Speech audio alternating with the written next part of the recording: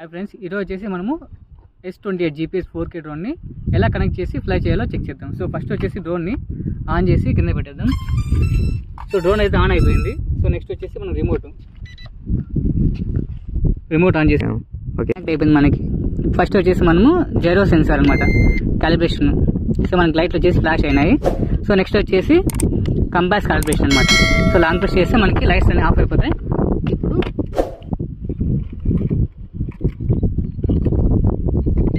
So beep sound అయితే వచ్చింది మనకి. నెక్స్ట్ సో డ్రోన్ అయితే కనెక్ట్ అయిపోయింది.